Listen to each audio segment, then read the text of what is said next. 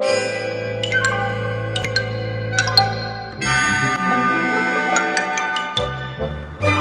facts to that, but the point Wait a minute. remains Alternative that facts? Alternative facts, 4 of the 5 facts he uttered.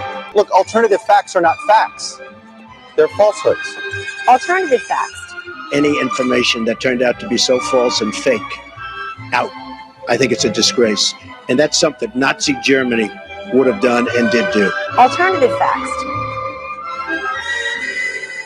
Manager gefáilte over seach go radio pobl Irish.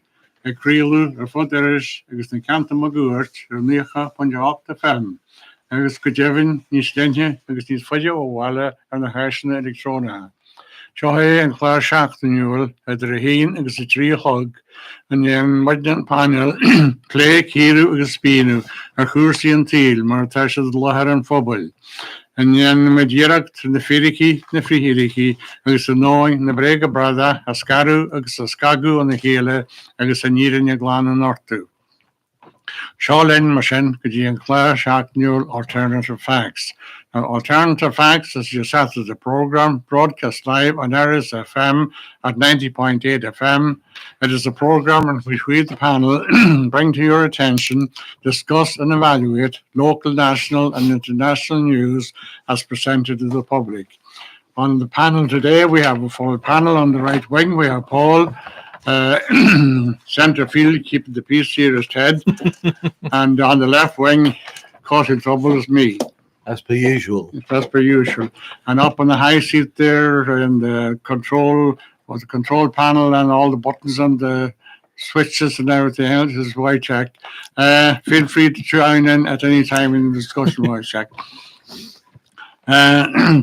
Well, we will endeavour to put before you our version on assessment of the presented facts, but of course, you, the public, will be ultimate judges as to whether they are indeed facts, alternative facts, falsehoods, or merely political spin.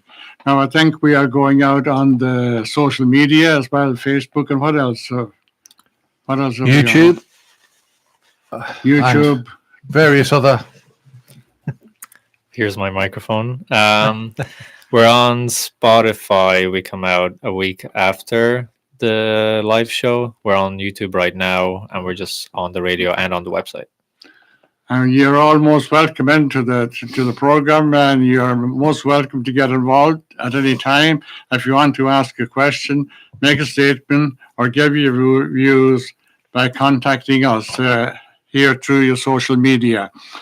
So we go ahead now and we get on and see what's going on local news now. Kind of said the holiday season is over. The Easter holiday season and news is a bit scarce when it comes to after holiday season like that. But sure, we have a few things to talk about, and we'll go ahead with them. Now, well done to our swimmers, Roisin, Pádraig, Kevin, Julian, and Liam, who took part in and did well in the Mayo Community Games in Castlebar recently. Julian and Liam were winners of medals. Well done to Julian and Liam and all the other people, children that took part in the community games. Now, the Irish Athletic Club are holding a memorial park run in memory of one of their founding members and a park runner, Pádraig Brogan. That's today.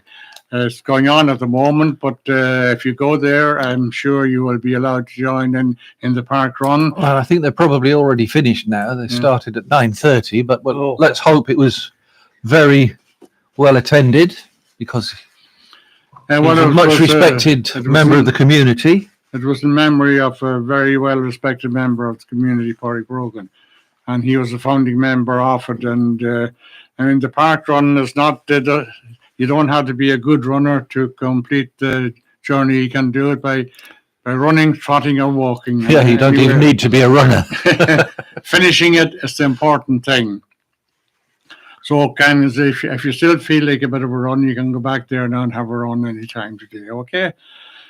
Now, I think we should actually mention that Happy Mayo Day to everybody out there. Off you go. It is Happy Mayo Day. Unfortunately, Happy Mayo Day, all. Yeah. Eddie, Happy Mayo Day. Wojciech, Happy Mayo Day. Happy Mayo Day. It's on in Castlebar, isn't it? And here. Well, there's things. Well, I mean, it's Castlebar's the centre of it. It was centrally, it was here last year, wasn't Yeah, it? yeah, I think so. Yeah. I think there's lots of things going on in Castlebar today, but there's things going on here. We'll talk about a few of them later on. Yeah, well, the next one on the list was Mexie Eden, Barrett, and Porrick Harrington. We'll be showing the turf cutting documentary tonight. Sean Harrington's music. What and time tonight? 8 8 o'clock. And kind is And it's free. and it's free, and there's a traditional music session afterwards as well. So hopefully it'll be So hopefully a good night, well attended. Mexie Eden and Sean were here last week, and we had a good chat about the turf cutting. Yeah. And I think we all experienced it at one time or another. Even you, Ted, did you? Yes, Yeah. yeah. And Paul. Not as much as some of you, but there was no turf cutting in London, was there? not that I know of. No, I've never cut turf. I have. I tell you, I have been in the bog too. We'll bring you out to the bog one of these days with the Schlein, and then we'll let you at it. Now, in the lifeboat station at the moment, there's a kind of there's ongoing assessments and training going on in the lifeboat. They had to be always kept up to speed on what's going on and everything like that. And the LOM, that's the Lifeboat Operations Manager, Porrick Sheeran, and the launch authorities, Robbie Barrett and Pat McHale, have successfully undergone a compulsory assessment with flying colours there recently. Training is also ongoing in the operation of the ILB, that's the inshore lifeboat, and the ALB, the all-weather lifeboat, and their roles in life-saving at sea. It's a very important thing that those people who go out in all kinds of weather need to know exactly what they're doing and how to do it when they get out to sea and how to deal with the bad weather and everything else. The training deals with all this. It covers seamanship, navigation, recovery of victims at sea, and safety at sea is paramount. And we can't stress it too much. Safety at sea. Well, yes, you always want to make sure that you're not one of the victims. Well, That is the first rule. First rule of sea. Do not First become rule a victim. should be first rule of everything. Well, it's very easy sitting here and saying, well done, lads, for going out. But when you're out there in a force 10, or even from a force 8 up, and in bad weather and rough seas and everything else, you need to know what you're doing. So they had to be kept on their toes all the time, and there's ongoing training for the crew as well, and for the working of the boats and the steering of the boats and how to manipulate the And boat. all voluntary. It's all voluntary, yeah. Well, the coxswain and the first mechanic are on some kind of a stipend, but they're on call 24 hours a day, 7 days a week. So but all the crew are volunteers. Belmullet Fire Service had a very successful car wash there recently in aid of the Belmullet Hospital Palliative Care Room. And they wish to thank all who contributed, sponsored, or supported the event in any way. It wasn't a great day, but there were people going in. Quite a lot of people. Yeah. Fair play to them. It was successfully successful financial episode. Anyhow, they made a good bit of money for the palliative care room, I believe. Now, JP Doherty won the John Healy Eris Pool League for the second time running, by beating Porrick O'Donnell in a recently keenly fought final. And the under 16 final was won by Dara McAndrew. Thanks to all who helped in any way in running, supporting us, sponsoring the competition. The There's a thing here called Lotto. Didn't get a ticket. Not my fault. Oh, Don't blame me. I didn't win it. you didn't? Well, we know that because there were no winners.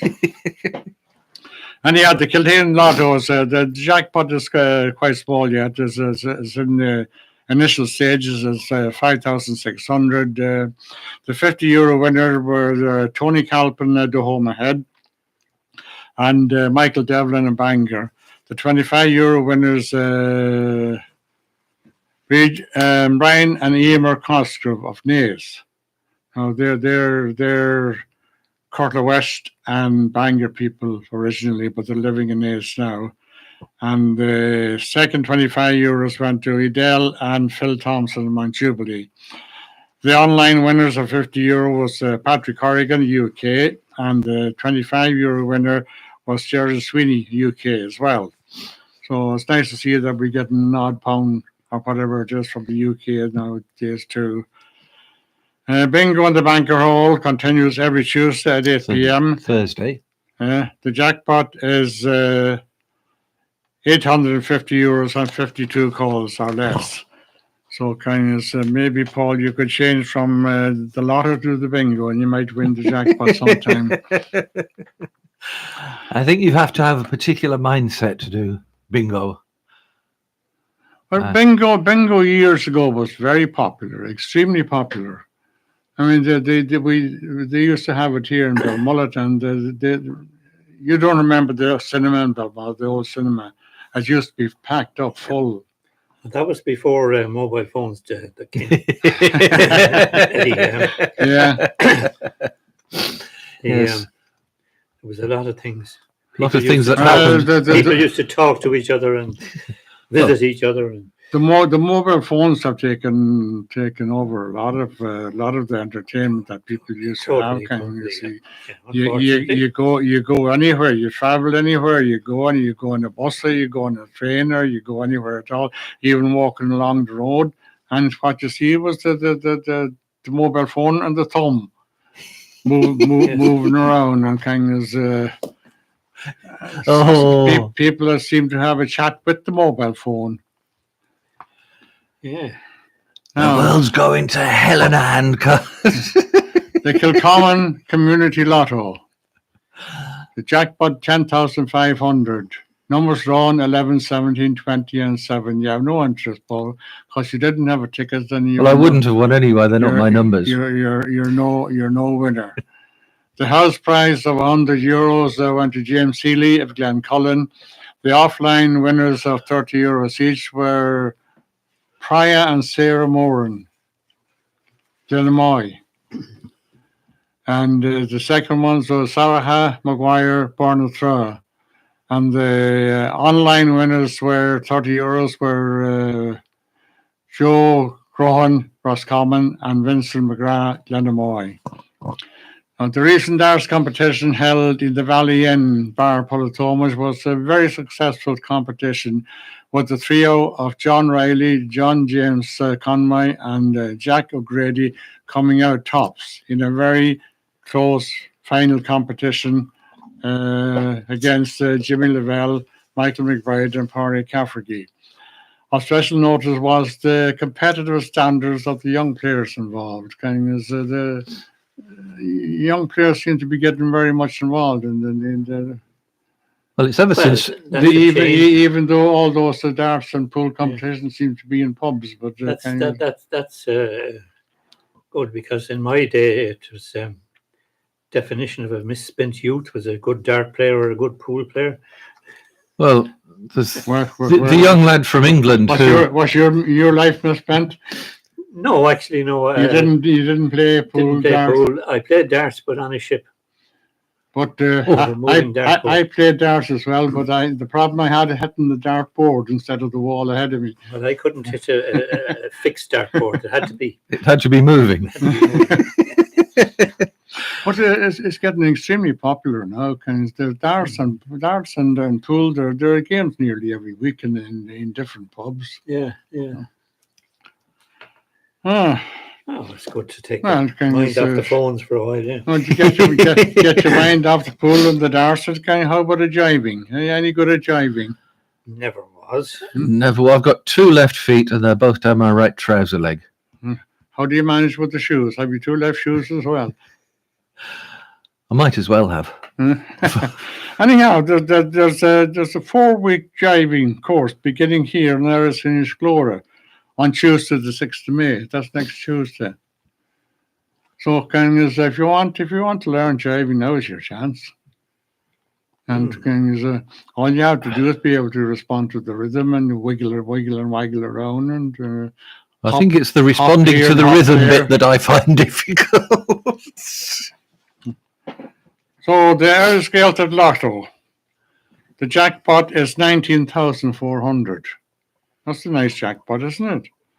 There's no winner. The €50 winner was Tricia Connors, and the 25 winner was Fran McNulty of Delaw. Numbers drawn 1, 2, and 28. All they'll draw out is 3 numbers and a bonus number. The bonus number was number 6. And congratulations to Saoirse Lenahan Ballycroy, who made the Mayo on the 14th Camogie team. So Kenny is very well done. It seems that they're promoting hurling and camogie in the area, and it's doing very well at the moment. And I think the GAA are at last finally waking up to the fact that hurling is such a good game. Well, I think they've appointed a new head of somebody to promote hurling, because I mean the football was such a dreary, and I gave up looking at it 40 years ago. But hurling is such a game, a brilliant game. But they never pushed it. It's a very fast-moving game. Oh yeah, and hurling is an excellent game, and it's a very ancient game. I mean, it goes back millennia, not just centuries. It goes back to Cuchulainn. Cuchulainn, yeah. Whoever he was. The Hound of Cullen. He was the fellow that he killed Cullen's dog. Cullen had a guard dog. Yeah. And your man Satanta, his name was Satanta, wasn't it? Yeah. He was. They named a TV program after him. He was going around, and the dog was coming to attack and keep him away from the house or whatever it was. So he had the sliotar in his hand and the hurling, and he hit a wallop and put it into the dog's mouth and choked him. Yeah. And there was nobody there with a mobile phone to take a photograph of it. No, and he had a bit of a row with Ferdy as well, I believe. Oh, well, he had a few battles, all right. Well, he had to become the guarder of Cullen's property after killing the dog. The dog, so he had to keep the robbers and the plunderers and the attackers away. Oh yeah. So there isn't very much else, but except that the Workability Organisation have just finished a series of workability sessions here. There is, and later on in the programme at 2:00 we'll have Colette Corliss coming in here to tell us about from Employability Mayo. Yeah, how handicapped people can get into gainful employment in areas. Well, not only in areas, but I imagine it'll be countrywide as well. And the only other thing that I can talk about is that we had a lovely day here yesterday. We had the coffee morning in memory of Arlene, who was a worker here and has now gone to her eternal reward. May she rest in peace. And we had an arts exhibition. We had local artists exhibition. The instructor, teacher, whatever you want to call him, is Joe Murray, and he seems to be doing a very good job in keeping the women, mostly women, quiet and painting and drawing pictures and things like that. And but if you're anywhere in Arizona's Glory, you can have a look around the walls there in the entrance hall there, and you can see the talent and the standard of talent that we have in Erris. Yes, they're very good. It's well worth seeing. It's as you say, there is some talent out there, and Joe has brought it out and it them. It was nice to see the coffee morning so well attended. There was a huge gathering here, and I think a lot of it was to honour Arlene, who is sadly missed by, I think, everybody here at the Civic Centre. There are a few more community notices before we go. We've mentioned before that there is a Safe Pass course in Chagarani on May the 6th, and places can be booked on 097 88935. As we mentioned last week, Belmullet Tidal Pool is closed for repairs at the moment. Yes. Hopefully it'll be a couple of weeks and then it'll be back operational. Well, hopefully it'll be back for the good weather anyhow, because it's getting to be a very important and very popular amenity in the area. Oh, yeah. And they have saunas there as well. So if you get a bit cold, you hop into the sauna and warm yourself up again, and then go for another dip. Why not? Why not? Why not? Why not? And in Bangor Eris, starting on the 20th of May, there is an HSE Living Well program, which is to teach skills to self-manage your health and improve your well-being. It's a 6-week program. It will be from 10:30 till 1 o'clock in Bangor Eris. And you can find out more by contacting Liam on 086 014 2675. And lastly, as far as I'm concerned, there's a talk by Gemma O'Connor of the Irish Whale and Dolphin Group at the Solace Centre on May the 9th at 7 p.m. It's a talk basically on the whales and dolphins found off the coast of Eris. So hopefully that'll be an interesting discussion there. Yeah, that's getting to be a very popular amenity as well, the Solace Centre in Acklam. It's a Oh yeah, very much so. And I believe the meals there are lovely as well, and everything else. Cakes are very nice. Apart from the traditional and the heritage information and everything else. It's a fabulous. When is the disaster, Inishki disaster anniversary? Is it 27 or? I don't know the exact date now, but how many? Nine that were lost. No, 10. 10, yeah. It went out on a calm day. Calm evening. Yeah. But we didn't have the weather the weather forecast that we have now. No. Or indeed the lifeboat. Well, I don't think they don't know if the lifeboat would have helped. In those days, they depended on weather forecast on the actions of the birds. It was as far as you could see. It was, but that was the way. Yeah, I imagine that there will be some kind of remembrance as well. I would say so. Yeah. The 100th anniversary. Yeah. Just on the local issues again here. Renee McIntyre, who was married to Martin McIntyre here, died yesterday, day before. And I don't know whether it's not well known that her father was a very famous mariner. He was Tom Donoghue from Dungarvan in Waterford. And he had a fairly exciting life during the war. He was the second officer in the Irish Oak in 15th of May 1943 when she was torpedoed 700 miles west of Ireland on her way back from Florida to Dublin by U-607. And all the crew were saved, but there were 8 hours in a lifeboat before they were rescued by the Irish plane.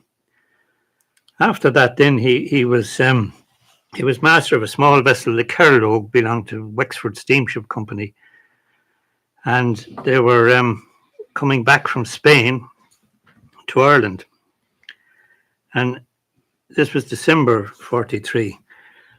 And at that time, all our ships had to have a thing called a Navy Cert, which was issued by the British government to neutral ships that were trading in Western Europe. But they were on the way back in the Carlogue from, she was quite a small ship, coming up from Spain to Dublin. When it was 28th of December, 43, a German plane started circling them and pointing them in a direction which they went. And they found the remains of a battle between the Royal Navy and 3 German destroyers. And next thing they came on wreckage and survivors. They picked up 168 survivors, German survivors, on the Carlogue. And they proceeded to Cork. They didn't break radio silence, they just carried on to Cork. But when they were south of Cork, they radioed Valentia Radio, right, that they were coming in with survivors. And immediately a British station came on and ordered them to come to Wales. To Wales? Yeah. And Tom Donoghue refused. He said no, he had injured men, and he went into Cork and landed them. 4 of them died, actually, but 164 survived. He then went to Wales for this NAV cert, and he was badly abused by the British guy in charge. Was he a military man or a commercial? He was a merchant navy. Merchant Navy. Yeah, civilian. But he was abused by the British Navy guy in Wales for not coming into Wales with the Germans, so to be taken prisoner. But he said no. He said they were injured, and I went to the nearest. Injured should take This is the rules of the sea. That's the rules. So he did that, and afterwards, when he was coming out, the other British officers there at the meeting, they apologised to Tom Donoghue and said your man was. Because the man was an idiot. He said he was a desk sailor. I didn't know anybody. A desk sailor. A desk sailor was how his own colleagues described him. But I mean, a man, somebody that knew everything and knew nothing at the same time. Exactly. Yeah. Now the Captain Donoghue and the who I never met, but the chief officer on the ship at the time was a chap called Dennis Valente, who I did meet.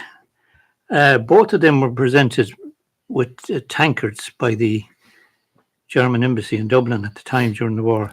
Captain Donoghue got a gold one, which I've never seen. But I did see Dennis Valente's one, which was a silver one. It's in the National Maritime Museum now. But they rescued, as I say, 100. And another thing that happened during it, when they picked up the survivors, one of them, who was captain of one of the destroyers, German, he asked Captain Donoghue to bring them to Brest, which was France, German occupied at the time. And Captain Donoghue said no. He said, I'm going to Cork with you. Yeah, well, he was. And the Germans accepted that. And I mean, there was only 12 of a crew on the Carlogue, and they could have been easily overpowered by the Germans, but they didn't. They appreciated what they had done for them, and accepted his authority and went in. So that's just a bit of history of Reenie's, the late Reenie, Lord of Mercy on her father. And he was a very modest man. He didn't shout about it. Mm. Very interesting. May she rest in peace. Yeah. Okay, well, shall we take a break, get a bit of music and wet our whistle and come back and we'll talk about something more national than local. Yes. That's very interesting. You got me when you're playing your 6-string rolls in your pocket. I can live with that. Struck my heart and hit by lightning. You love me like no other, and I love you like that. Oh yeah.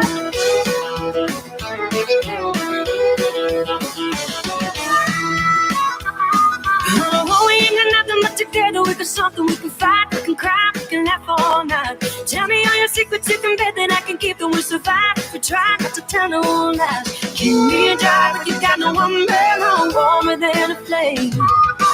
fall apart, we can keep it together, never walk away. You got me when you're playing your 6-string chords in your pocket, I can live with that. Struck my heart and hit my line, and you love me like no other, and I love you like that.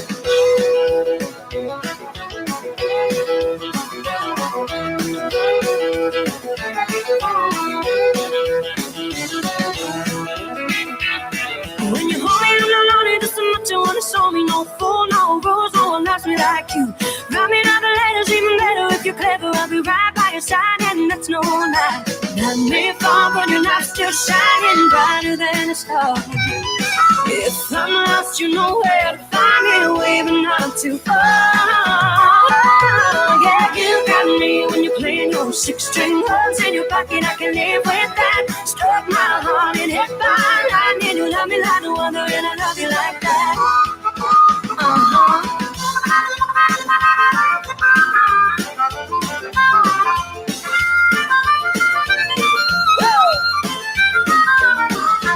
You got me when you're playing your 6-string chords in your pocket, I can live with that. Struck my heart and hit my line, and you love me like no other, and I love you like that. You got me when you're playing your 6-string chords in your pocket, I can live with that. Struck my heart and hit my line, and you love me like no other, and I love you like that. You got me when you're playing your 6-string chords in your pocket, I can live with that. Struck my heart and hit my line, and you love me like no other, and I love you like that. You got me when you're playing your 6-string chords in your pocket, I can live with that. Struck my heart and hit my line, and you love me like no other, and I love you like that. Love you like that. Welcome back. That was Chantal Padden with Love You Like That, local talent. Now we're going on to national news, and housing has reared its ugly head, as it seems to do on a weekly basis here in this country. They had this bright idea of having somebody who actually had... What's your language now? Bright seems to be the wrong word there. Well, I don't know. The housing ministry here seems to be a revolving door. People only seem to last in there for 6 months, so all they manage to do is get a new name that's just name board on the door. There's a strategy there. They're not there long enough to show how can they do anything about the problem. Well, I mean, this was the whole idea of bringing in a housing czar, somebody who could knock heads together, and because housing has its strategy is don't forget the annual pay he was getting. Yeah, well, he's getting that anyway. So he's getting that anyway. So and he's still getting it. Yeah, so that wouldn't have been any skin off anybody's nose. I mean, he's getting 400 and Christ knows what. 430,000 a year. Yeah, which is an awful lot of money, but he's already getting that. So that's beer. That's beer that's already spilled. If you got this new job, then somebody else would have to do the job that he's doing now. That job is coming to an end. Oh, coming to an end. Yeah. But he'd be sitting there. He'd be sitting there with this annual wage until he went on pension. Anyhow, he's even going back to some other department where he came from. But how can anybody justify a salary of 430,000 a year? How can anybody justify that? Well, it's one of these cases where if you've got a high-profile job, we need to pay really good money to get really good people. If you've got a low-paid job, we need to cut your money like mad so that all the dead would leave. Well, to justify any job, you have to be getting results. And we're not getting any results in the housing problem. Well, no, I mean he was part of NAMA, which is nothing to do with the current housing problem. That's all to do with the last housing problem. If you roll back a few short years to 2008, 2009, we had a housing glut. Yes, and we had ghost estates lying all over the country. Some of them are still there. Some of them are still there, but we're still not at this stage of life. We have nearly 16,000 people on a Homeless homeless. list, yeah.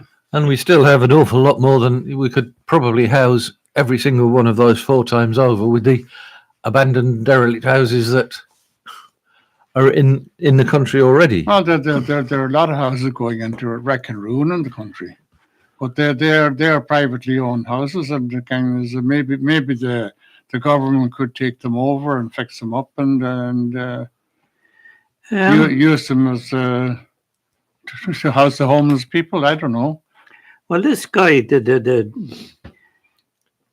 idea, I think, behind it was that he was going to, Well, this is Brendan McDonough, Yeah, the current McDonough, army chief. or whoever gets this job, Yes, well, and he's going to knock heads together. This is what we've been told, and get things done, boots on the ground, and all this terminology.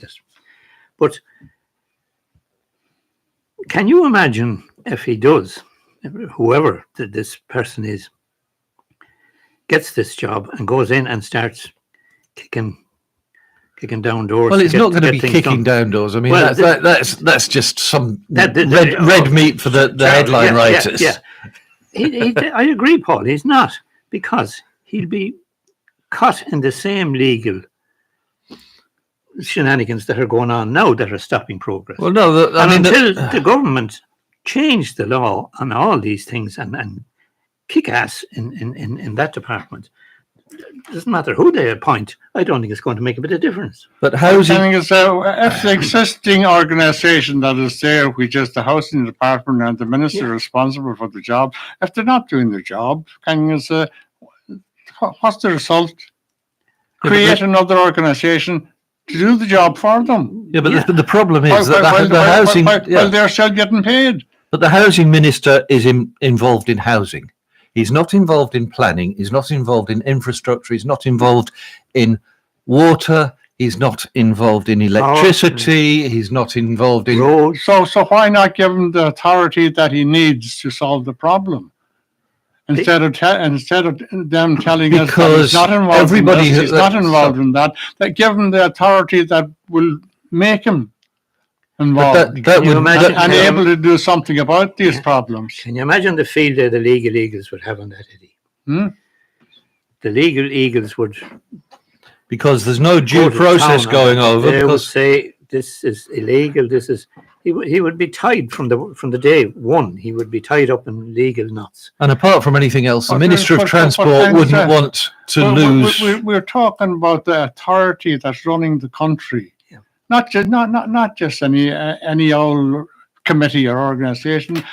The actual the cabinet that we elect to run our country for us, or to oversee the running of our country, they're not doing their job. Well, I mean, they're not- if the legal eagles run amok with themselves, then the governors of our country should be able to do something about it. Well, that's the problem. That's where the answer, the start of the answer lies, in sorting out that lot.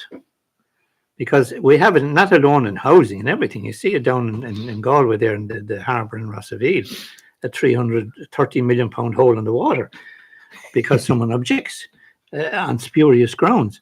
And the But same not thing, not only that. I mean, if we're serious about solving any of the problems that the country currently has, it needs to be looking further ahead than the next general election. So unless you have somebody who is devolved from Parliament, whose job isn't dependent on what the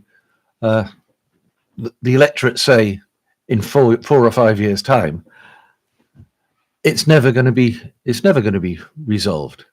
But that only gives the elected people who go for election, it gives them the chance to pass the problem on to this fellow that's not accountable to anybody. Well, he is accountable to somebody, but he's not accountable to the electorate. So he's prepared that whoever gets the job to carry the can. not just to carry the can, but prepared to actually see through something that might not happen for 6 years. Yeah, but he cannot see it through unless the politicians change the law.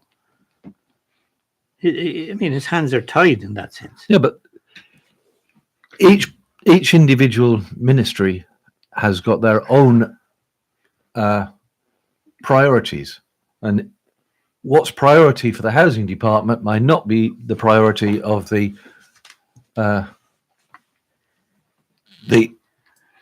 transport or. Yeah.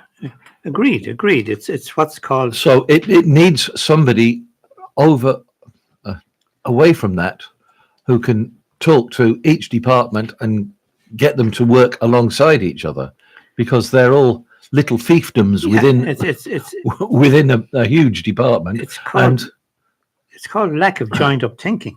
But well, here's the joined up thinking, and everybody's decrying the joined up thinking. So where do we go from here? Surely ministers and politicians. I think we need an overhaul of the civil service as well as the political situation.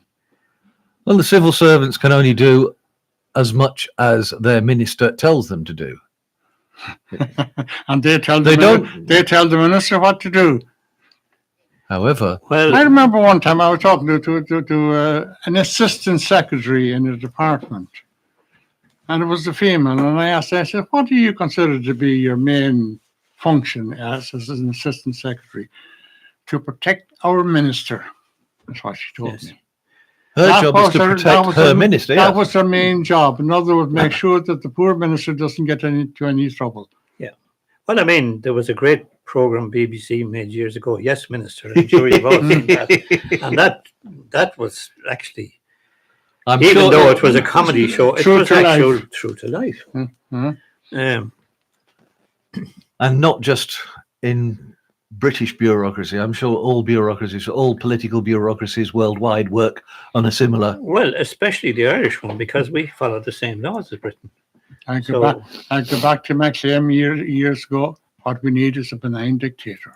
Well, that's what everybody thought in America, and look where that's getting at the moment. You wouldn't call Trump a benign dictator, would you?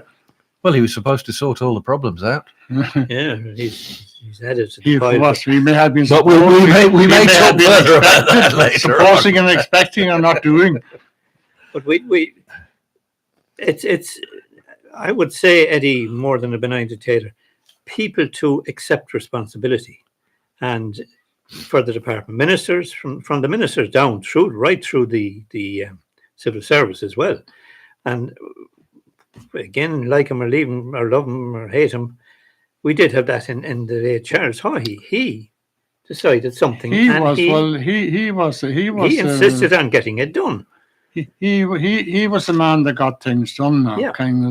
By kicking ass. He may have helped himself along the process, but he got some things done. He got things done, and he saw through a lot of the roadblocks that were put up by civil servants to stop. And he stood up to civil servants as well. To them, yeah. But I mean, getting back to housing, this week. Mr. Brown, who is current housing minister, well, he is until next week, when the next musical chairs happens.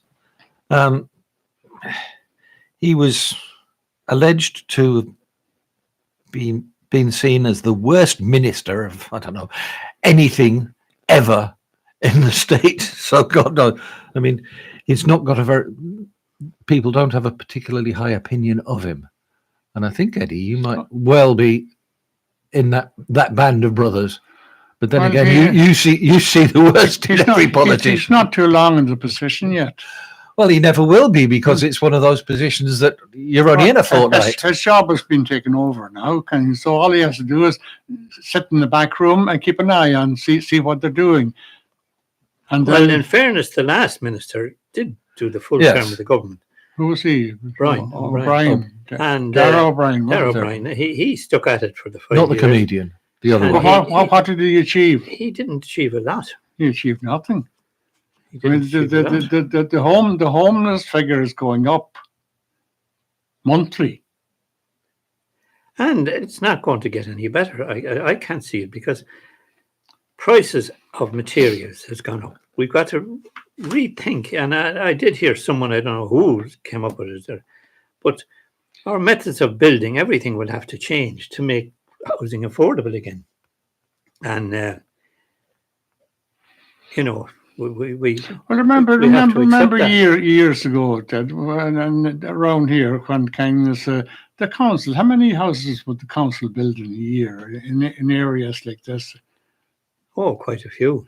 And every council in Ireland, 26 councils of Ireland, and the different authorities in Dublin, they were building houses. Yeah, but they're not building houses anymore. It was all turned over to the developers, and the developers, like any other businessman, their main purpose is to make money, and they don't give three continentals what costs. I don't know. I wouldn't agree 100% because some of those council houses were built by private builders. Yeah, but they were paid for. They were paid by the council. Yeah. It wasn't a speculative build. The council contracted people and gave work to people in places like Erris. But don't forget, you see, that you have so many different inputs. A lot of those houses were out in the country.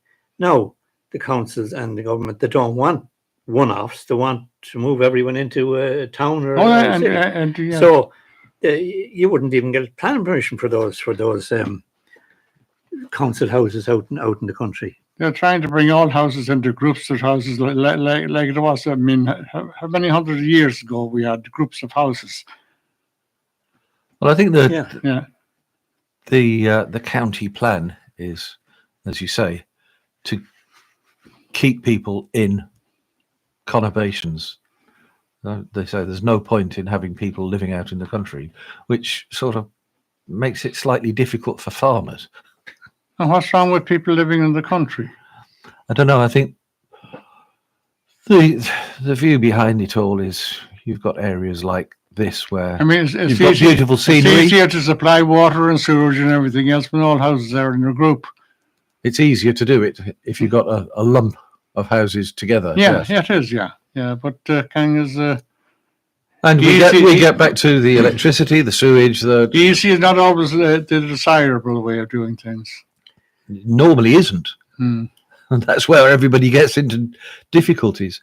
Everybody says, well, the easy way out, the path of least resistance is this, but down the road, that usually ends up in major problems. Well, along with that, there's another aspect to it too. A lot of these people who object to houses in the country and this have houses there themselves, have come in and bought houses or built houses, and then they object to somebody else building a house or to a wind farm. I mean, again, Connemara there, the Scared Rock thing, even though it's knocked on the head now, but a lot of people were objecting to that, but they weren't locals. There were people who had moved in and bought houses. But you don't even have to live in the area to object, and that's one of the main problems that planning here in Ireland is. Anybody can object to anything as soon as they read about it, and there have been cases of people objecting and then privately getting in contact with the developer or the person who's put the position in to get the planning permission and say, well, give us 25 grand and we'll remove our objection. Yeah. And that's what a lot of them are looking for. And that's something that definitely needs to be ironed out of the planning. I mean, there are builders around that will pay. There's 25 grand or nothing just to get rid of an objection. Yeah. And a few have been caught recently at that. But the even worse aspect of that is the taxpayer has to pay for their objection. The taxpayer, he's the ultimate. He carry the can, and he's carrying the can at all times. Yeah.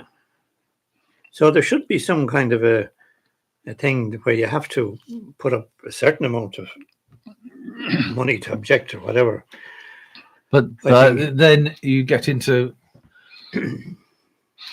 proper objections with legitimate objections, and if you haven't got the money for it, then it's your objection is of no value whatsoever, because if you can't afford to put your money where your mouth is, even though you're not going to make anything out of it. Well, it depends on who you are. Look at all the money that was written off during the housing crisis, the NAMA situation. Getting back to how much money did they write off? Most of it. Most of it. And they got 10 pence in the pound. There was no problem in writing off billions. No problem at all. The only time there's a problem with money is when some poor fellow tries to get a few extra pounds or euros in his pension. But anyway, you think of it. If I was in charge of the country, and I was told to solve the housing problem, what would I do? I'd start building houses. Well, ever since I think basically you can blame Margaret Thatcher, she stopped public housing being built, or more or less stopped it in Britain. She was in England. But we followed. We did exactly the same. We said, "Oh, this is a great idea," and any absolutely ludicrous thing that they do in the UK is seized upon by the people in the Dáil and say that's where we need to go as well. We'll do it 10 years later, which is even worse. After it's already been proved to be a failure. You look back and you say in the 1950s and 60s, when we were a poor country, how many people were homeless? There was nobody. Everybody had a home. Might not have been a very good home, but in Dublin, you could rent a flat and live on the wages at that time. But could you rent a flat now in Dublin and live on the wages of a nurse or a guard? I reckon you could not.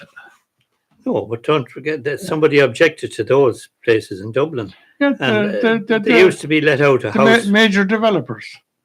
Well, wanted control, so they could arrange to make money for themselves. But we wouldn't need to reinvent the wheel funds. Because if you look at just about every European capital, people can live in the capital without being multimillionaires.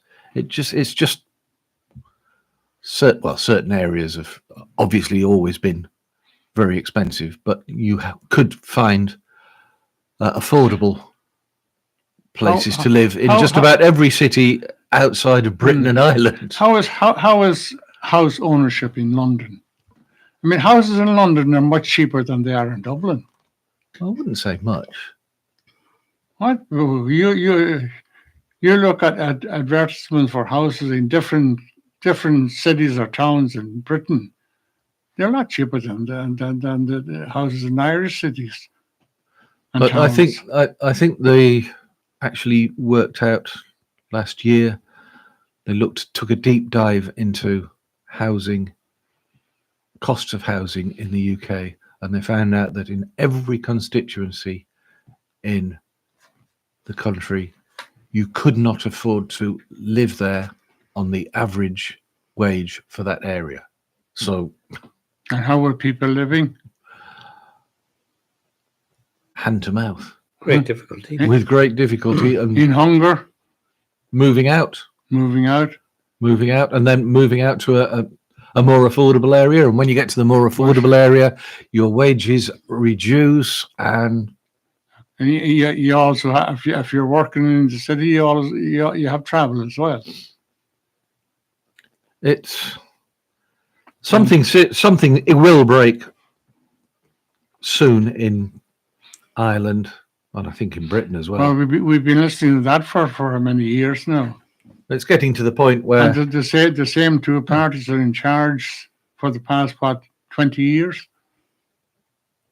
100, or more. 100 years, yeah.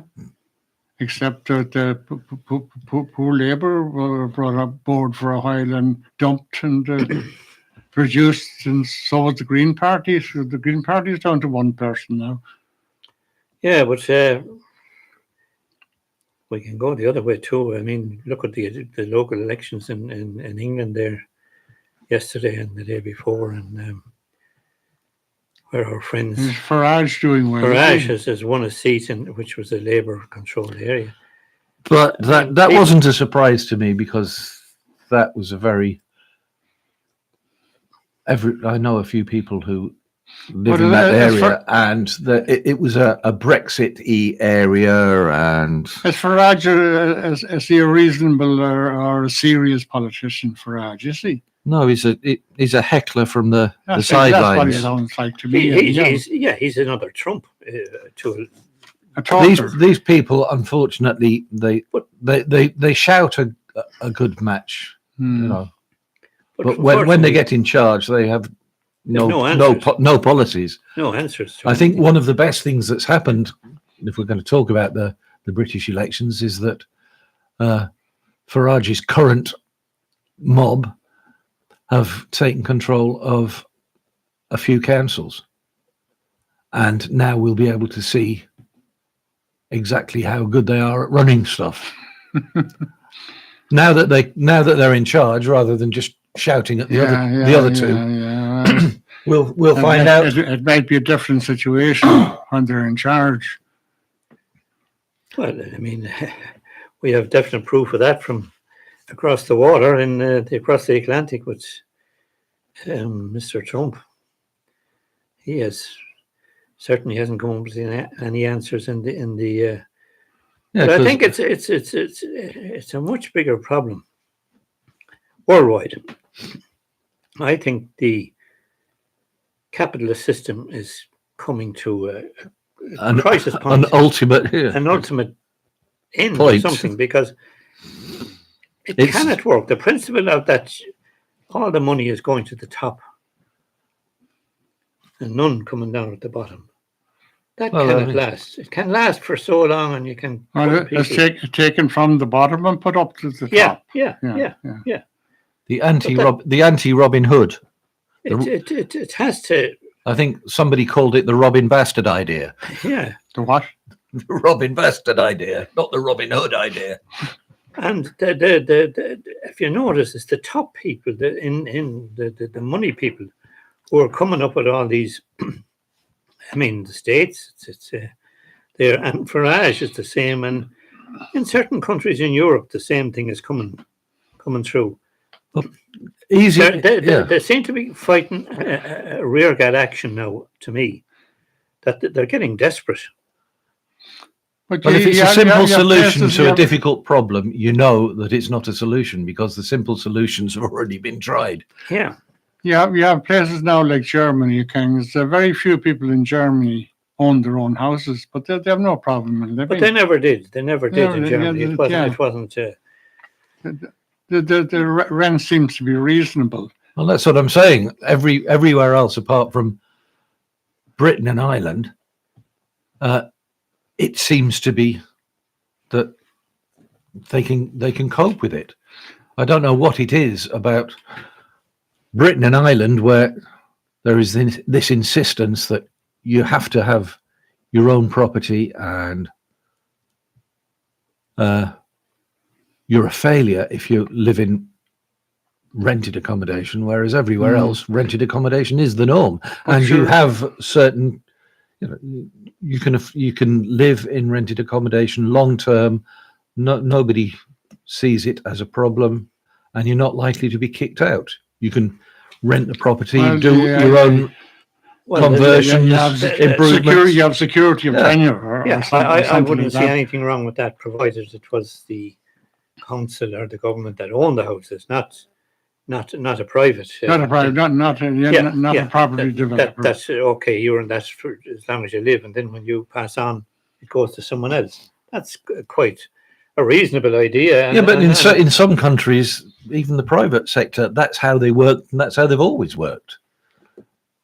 Might be difficult to start introducing it into this society, unless we wait until the housing crash. But how can some countries, regardless of the prices of houses or the rental, the people seem to have no problem in living in them? I mean, look at take the likes of Australia. An average household in Australia or house in Australia will cost you over $1 million. dollars or whatever they have in Australia, which is something equivalent nearly to the euro, but $1 million, $1.5 million. But still, in all, they have no homeless problem. No, but it's a long time since. I think it depends where you're living. Different areas. There are certain cities where it is very expensive. I listen to people who've been over there, and have they got homeless problems? They haven't got homeless problems. No, but I remember being in Australia. As I say, it's a good many years ago now. But talking to people in Australia who were in the same job as me, were marine engineers, and their wages were 2 or 3 times my wages. But we were talking, but they would say to you, "We might have, but we can never hope to own a house." No, they don't. And that was the way there. So it's I don't know whether it's changed anything since or not. But they had an election as well, I think, yesterday, hadn't they? It's this weekend, isn't it? It's over there. I think I heard some of the results this morning coming in, but I don't know what the results were, who's in and who's out. I think the Prime Minister lost his seat. Where in Australia? Australia? That was now just before it came out. Yeah, I didn't hear that. No, I didn't hear that. Yeah, I think so.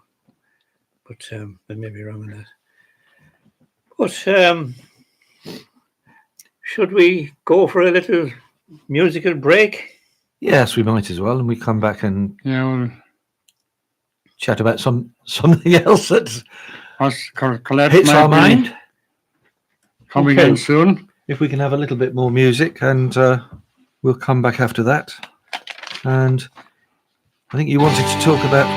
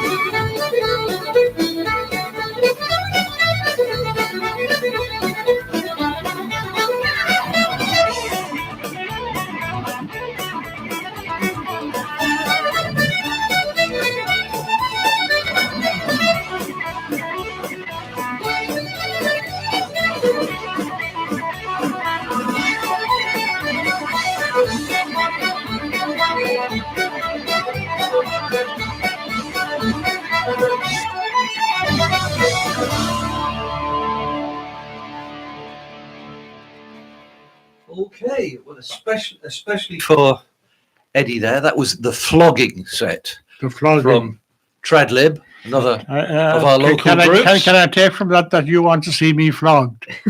Well, I thought you wanted to see everybody flogged. The one thing you do now is don't listen to some of them people at all. He's a right winger. Oh, I'm used to Paul at this stage. Oh yeah. Yeah. Well, as you can hear in the background, we have a guest voice here now in the studio.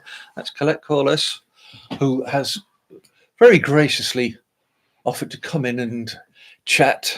I think probably about employability mail more than herself or us. But Well, I'm happy to talk about turf as well. My father was a big believer in it. He made us great believers. He made us do it all the time. So I'm kind of happy to leave that bit behind me. But I support Tradlib all the way. The turf.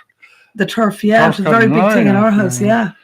Every summer, when the You children were had going on to holidays, go we were going to Glencastle. spreading and footing and Every single thing. filling into the trailer and He tried so hard to get us to the bog, and we did. He actually made a competition out of it. See who could do the row first. Now I know what he was doing, but back then we really were in competition with each other. But he got the bog, and I think that's why people around here had a lot of children. The bigger the bog, the more bigger the family. That's the price of innocence. Paul. It is, yeah. She was innocent then, not anymore. No, innocence lost, I'm afraid, did it? Yeah. anyway, I think if anybody who's just tuning in and wondering what on earth is going on, this is a side. Well, if we leave it to Colette to tell us about her. Tell us who she is and what she's doing and why she's doing it. Yeah, I'm happy enough to do that. Yeah. That was about the comments were about Tradlib and Sean Harrington and the film that will be on here tonight for Mayo Day celebrations. Mixie's Bog, about Mixie and what happened, and it'll be on here 8 o'clock tonight. People are welcome to come along, and Colette was alluding to it. Yeah. Anyway, getting back to you, Colette, can you explain, well, Yeah, I who can. you are and what you do? Yeah, so I did. I got a message from Rita and Paul just to have a little chat about what I do and to explain, I suppose. And I suppose it's very timely because the chamber has now changed, and it's a good time, to talk about what we do. I was going to bring a few notes, but you know what? Sometimes it's better just to keep it natural because you get it. You explain yourself better rather than referring to notes. But anyways, I happened upon the job that I'm doing quite by chance back in 2003. It was supposed to be a 3-week or 4-week project, just something very. When are you going to get it finished? No, never, hopefully. But it was a 3 or 4 week kind of a pilot project, and maybe a little bit longer than that. I mightn't be doing it justice there, but it was supported employment. Now, in Ireland, it was a very, very, very new concept.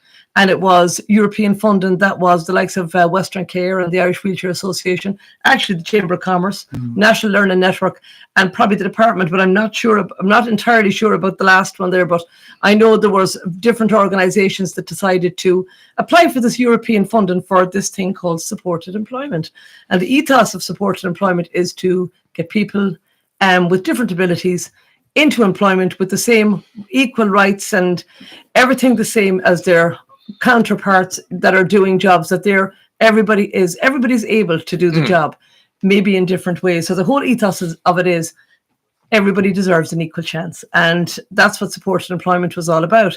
So somebody tipped me off about the job, and I went for an interview, and it wasn't really what I had done before that. I was more I had done, I worked for big companies doing credit control, and that was the area that I was in, and office administration. And I never really didn't really know much about it. So I kind of looked it up and wondered to myself before I went for interview, as anybody does, what is supported employment? But I discovered it was something that was kind of this guy called Mark Gold, an American man that had started this off in the 70s. And his thing was anybody can be trained to do any job.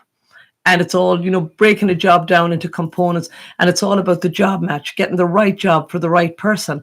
So I'd done a bit of research and I went for the interview, and thankfully got the job. And my coordinator, and still the coordinator today, Greg Barry, he's a man from Castlebar, but he's no stranger to Belmullet or Ballina. He interviewed me and gave me a chance, and I'm still here. and working with employers in the Erris area, working with a lot of people have gone through our books, and in over 20 years and 23 years, you've seen a lot of people and you've met with a lot of employers, and we're still here, and we're simply here. Erris is very cut off from everywhere, and you don't have this massive pocket of industry. So it's a real shout out today, and that's actually why I'm here today. It's a shout out to the businesses we have in Ballymunnet.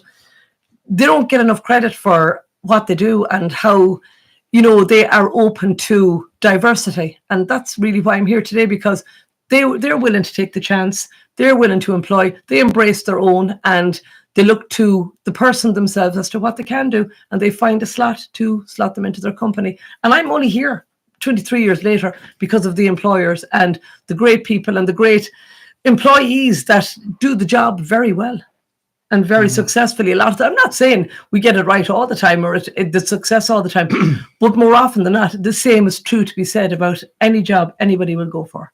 But how do the employers react to what you're doing? Very well, because that's, as I've said, that's the success of it. That's the key success of it down here. Part of what we do is we kind of break it up and we meet with the person first. So really how the service works for me is somebody can self-refer to me, or they get referred by the department if they're on a payment. So people that are on disability allowance or invalidity pension. Now, bear in mind, people can be working away and they can become ill in their own jobs. You can have an accident or an injury, or there's many reasons why you come to me, or simply, you could have a breakdown in mental health, or for any reason at all. So a person can come to me and we literally sit down, we pick through what the person has done so far.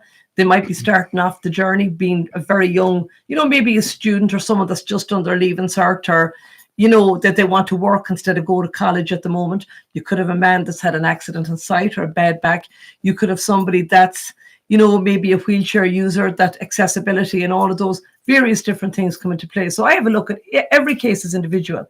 The process is pretty much the same, because you get to work with somebody for 12 months. And part of that is getting to know the person, finding out what maybe skills or training needs they have, drawing up a CV for them, looking for a work experience, getting a job, and then supporting them in the job.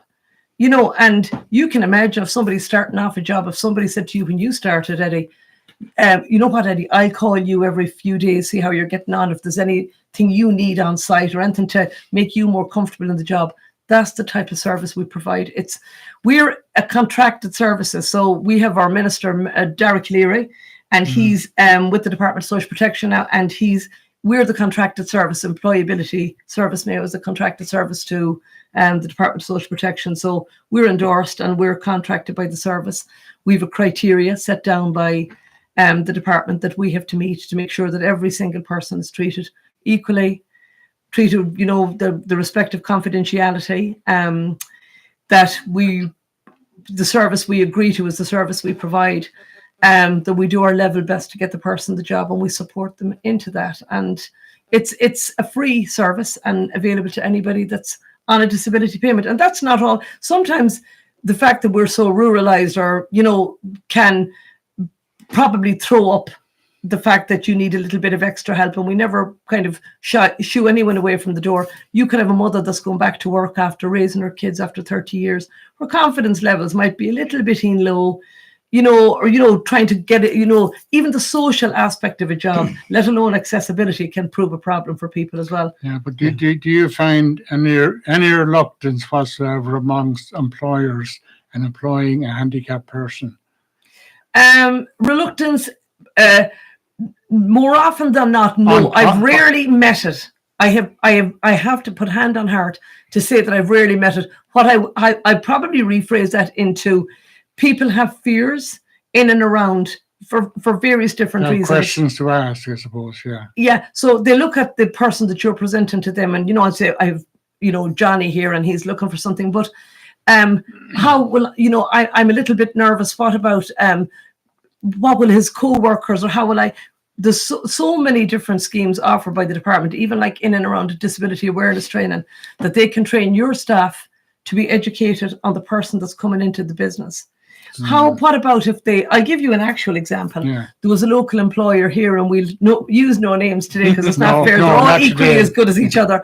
But the person themselves was a wheelchair user, and the desk size wasn't appropriate for his comfort to do the job he had to do. The employer made massive, he absolutely went out of his way to make sure that person's desk was level and appropriate, and a specialized wheelchair was organized for that person to allow them to get in the door. The specifications were not the typical ones, but they were made for him so that he could gain access to allow him to do the job that he was able to do.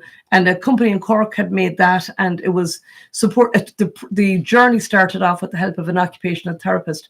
If you make the employer aware that all of these different bits and pieces are available to them, generally if you dissipate their fears, if you explain, it's all about education. So you're supporting the employers as much as you're supporting Well, your clients. 100%, because you can even have a situation where a little bit of, if a little bit of trouble arises at work, or what you perceive to be a bit of trouble, and it gets big in your own head. If you have a mediator that's willing to take that on, if you can ring me, in the morning, Paul, and say, Colette, I'm not really happy. There's something cropped up here and I don't know how to handle it. We also act as mediation between the employer and the employee to sort out a problem that need not ever escalate. Needn't have been a problem in the first place. It needn't have been a problem at all, but we've all been like that, especially in the younger days of work. I remember especially one day standing outside, having the crack with somebody who I just thought I was having the crack with, and it turned out to be the man that was doing an appraisal on me. So we all have to be careful, I met him again 20 minutes later in a completely different way, but it didn't go against me. I just got a bit of a shock, but I've never forgotten that. I got caught. I've never forgotten that. You know what I mean? And sometimes I can say too much. If anyone that knows me knows that's true. No. You'd never have talked that, Paul. But also as well, just in regard to that, lads, there's different, so at the moment there's a scheme that we have, and it's the wage subsidy scheme. And when you consider how difficult, Belmullet has survived every type of austerity known to man, because we are very cut off from everywhere. And sometimes we have to make it work, in the way we can. We don't stress that anymore. Well, our geography, the geography is there. We all know about the road from Balmullet to Castlebar, However, on a more positive note, there's a scheme at the moment, it's the wage subsidy scheme, and it is there as a support to employers to employ somebody with different abilities in their business, and it's up to $6.30 per hour of the national minimum wage. So, and it's a massive boost. There's a few employers around Belmullet using it, and they find it very effective. And for people themselves that are, hopefully somebody is listening out there that are on disability payments, you can earn €165 without any of your payment being affected at all. And it's a massive incentive, because the biggest thing that employment gives anybody, and this is right across the board, when you're employed in a job, it gives you a sense of well-being. You are inclined to get up in the morning. You have a structured routine. You're meeting people. It's a social thing. Not only are you actually earning a few bob, you're actually getting out there meeting people. You have a sense of personal wealth because you're part of something, and I find that for me, that's what I get out of my job.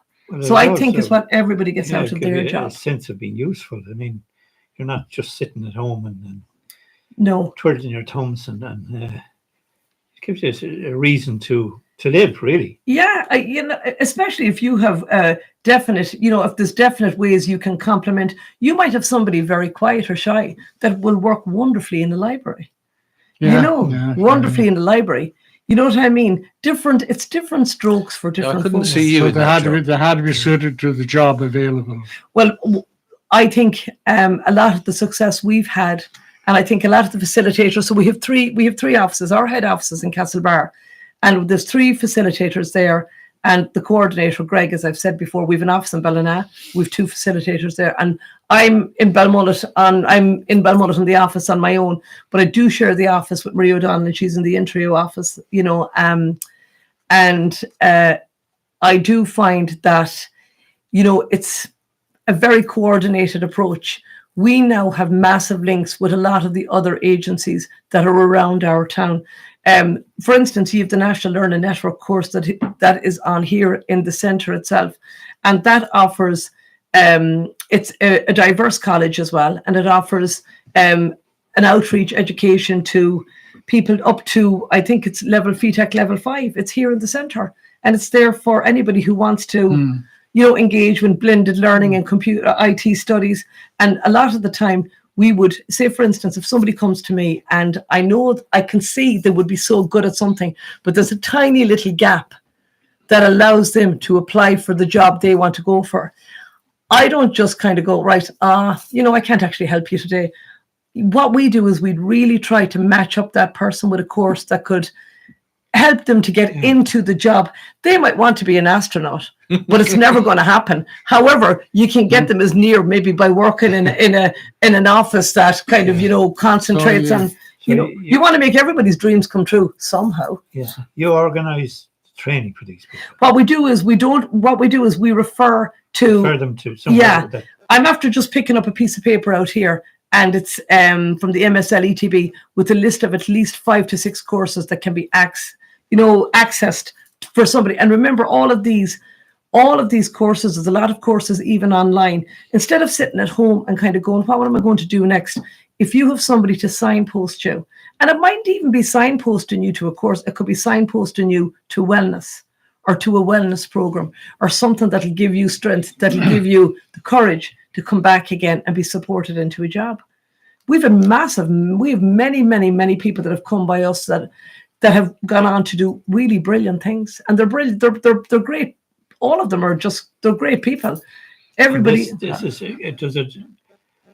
I mean, how far can you go with, say, electricians or people that can you? You can, absolutely. There's nobody excluded from the service that are, that wants to avail of the services. If somebody's on, as I said, on a disability payment, they can go on to be an electrician the same as everybody else. In fact, I rang a plumber the other day and asked him how there's somebody that would be interested in doing plumbing eventually, and he gave me the best advice and exactly what to do. The advice was given to the person, and off they go, and they would just wait for them. I mightn't see them for 2 years.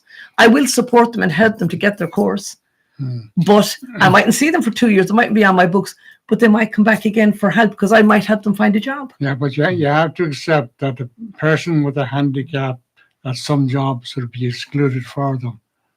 I don't think it's excluded. It makes it more difficult.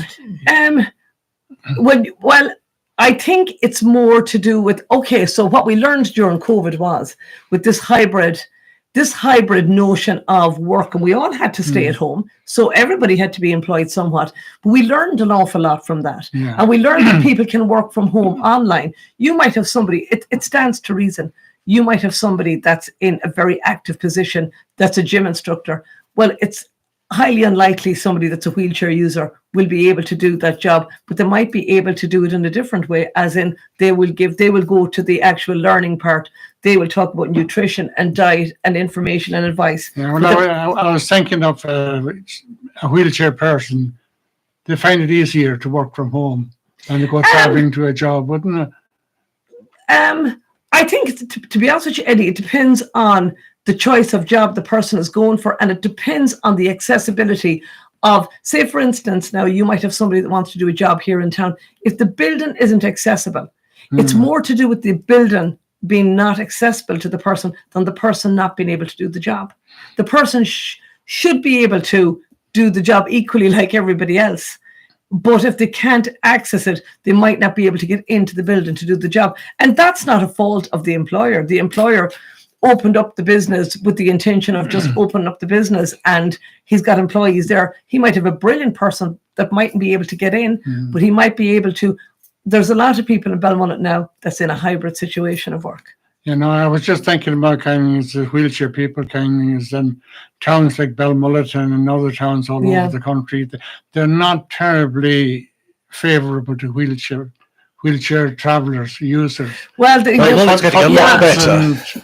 Yeah, you had the access, we were all at the event here, the access event here, and it's food for thought for everybody. Yeah. Definitely, even down to the PATs. It's all to do with structures or previous structures that are in place. everything is, people are becoming more aware of it, Eddie, and I can understand your question because you are right. What you're really saying is that, does it exclude a lot of people from maybe the type of job they want to do? May not exclude them, but makes it harder for them to get to their job. That's what I'm making. Yeah, absolutely. I think what kind is working on computers from home should be very accessible to a wheelchair person. Technology has become brilliant. Technology has become amazing. There's one particular company here, and they're kind of sustainably minded anyway, and they, what I mean, they would definitely be, technology is the main thing that's allowing a lot of the people that I would have referred over to work to actually be able to work from home, and that's wonderful because there's another thing as well that we have in Erris that really doesn't help. Now I know rural transport has helped an awful lot, but it's accessibility, like transport, having some people only have access to public transport, and it's not, so we have to work around things like that as well. We have to work around the hours that people can work. So sometimes part-time for people, not only does it suit their payment, but it also suits bus times and stuff like that. So you have things like that as well that throw up, I suppose. These are issues, the individual issues that kind of are thrown up for people. So it's a matter of you're really coordinating all these things to get into slots that suits each other. It's like a lot of bits and pieces have to be put together sometimes to get somebody out to work. It's like when my own dad was working, he would have to make sure, if he knew the day was terribly bad in some way, shape or form, that he'd have to be around to be able to bring us to school if the day was really, really bad. More often than not, we walked. But at that stage, he had to factor that into his job. I'm going to try and work more local today because the weather, the day is really bad. You know what I mean? I know there's a storm or whatever, but for some people, they have to make sure that their rural transport or whatever mode of transport, because not every family, I'll give you an idea of my geographic location goes from Blacksod to Keam in Achill. That's my location. So it can be Blacksod. Yeah, I go. The other day I was up in Mulranny. I can be right over at the very end of Achill, and for one person, it's a huge geographical area. So, but I know how hard when I go into Achill Sound, and I go all the way over. It's nearly a 28-kilometer round trip to get back into the Sound again. Can you imagine how hard it is for somebody who the job they're looking for is in the Sound, the perfect job, but we have to coordinate that to get them in there and to get out every day as well. So like you said, you're dead right. It's not just a case of, you got the job and I'll see you later. You have to just kind of try and be as helpful as you can, if you can. It's ongoing. Well, for me, it's a heartbreak if you get the job for the person and then the transport lets you down. You're kind of going, oh no, I've got to find some other way around this. It is something that you work on as well, transport and accessibility of something like an ATM machine or a post office box or something like that for a wheelchair user. They're a bit high. Yeah, I see. In most towns. Do you work on things like that? No, that is out of our. We concentrate mostly, Eddie, on the workability only. The employment, I suppose, area more often than not for people. But sometimes other things can leak into it, like getting somebody to look at stuff like signing up for their My Account, with the Inland Revenue, making them, if the computer end of it isn't savvy, as I said, referring on to a course, it mightn't be anything to do with their job, but it could be everything to do with their personal life, because we all know everything is tech, isn't it now? If you haven't got all your apps downloaded, I know personally myself from watching older people in my family how difficult it is. So it's difficult for everybody that isn't tech savvy, so making sure that those ends of things are covered as well. You know what I mean? Definitely, for sure.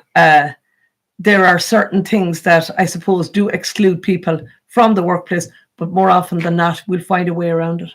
But there are so many different types of work, and that kind of, regardless of the handicap, can be overcome. Oh, I mean, a non-verbal person kind of could not be dealing openly or face to face with customers. I can give you an example of that, and as I said again, it's all confidential. But I did many years ago work with a non-verbal person. Well, I have on a number of occasions, but this particular person stands out because we used another colleague of mine researched this because you won't have expertise in everything all the time. We have a lot of training done ourselves, but you can always meet something new. That's the diversity of the job that I do. And even one disability might be different for somebody and it'll be presented differently in somebody else, if you know what I mean. Yeah. So there's diversity within the actual framework of a particular disability as well. It presents in so many different ways. But we had somebody that was nonverbal, another colleague of mine, researched it, and we got flashcards and we got visual flashcards. So we broke down the job into the different components to get the task done. We looked at the different components and we numbered the tasks, 1, 2, 3, 4, 1, 2, 3, 4, 1, 2, 3, 4, and they could completely see what they had to do. They didn't even have to, there was they understood what was being asked of them and were able to do the job as well as everybody else. And it was all visual aids that helped there. So you, in other words, no two people will have the same confidence. One will have a bit more than the other. So you build up their confidence to do. Oh, yeah. And it can go the opposite as well too, because somebody might want to do something very much, but not every interview goes well, and if the person doesn't get the job, or it happens again and doesn't get the job, the big thing there is to pull out the parts that, to get feedback from the interviewer, or pull out the parts from the person themselves where they feel it didn't go well. What do you think stopped you getting the job? What do you think was in your way there? What didn't allow that to happen? Or even if a work experience fails, it isn't a failure. Yeah. There's learning, and even fully functional people don't get jobs. Well, that's what I'm saying. I mean, that's the ethos of what we do is all about equality. It's all about equality, and it's all about suiting a person to the job. The job matches. Even if you look at any of our literature, it's all about the job match. We try and do. Many's the time. I got a call from an employer actually yesterday, very late, and straight away someone's face comes into my head. When an employer rings me and say, "Well, look, we have a job going here. What do you think?" And straight away someone will come into my head. I have somebody there, that could really suit that position. And because the big thing with what we do is we try to meet all of the people that are on our books as often as we can, especially in the early stages, to get to know the person really well. And the big thing is not scaring off. The long gone are the days when everything is formal and you walk in and there's a suit in front of you. That never went well with me anyway, Eddie, I'll tell you the truth. Never. Yeah. I don't respond, and I'm not condemning anyone that wears a suit, but formality kind of scares me a little bit. Yeah. And anyone that knows me knows I am not a formal person at all. Would you agree, Paul? You don't see any of us wearing a suit. No. You kind of build up. You have to build up an image of these people, what they're like. I mean, what I'm trying to come at is, even for fully functional people, an awful lot of square pegs and round holes. People that were trained to do some particular job can be far better at a different job, which has nothing to do with the original. That's very interesting. I know what you're trying to say. I'm sure you've come across them. I've come across them. Yeah, but even the change career and the way they go on the fly through things. Do you have to kind of detect that in people, or do you detect that in some of the kinds? Well, sometimes when people come to us, they're coming to us with that for that very reason, or it's their opportunity. The opportunity has presented itself to make a change. Yeah. And that can be and unless it's made known to us, you never really know anybody until, getting back to what I said, that you meet somebody, you meet them as often as you can, you have the informal cup of tea, you have the crack, and all the time you're building up a picture. Yes, we have formal paperwork to fill in. We do. But for me, I love to get a notion of the person and as relaxed as possible, but you're all the time information gathering. And when you're information gathering, it's done on a very, very confidential basis, but it is like a formula, and you're looking down to see, right, they had showed an interest in this, but they always also expressed an interest in this.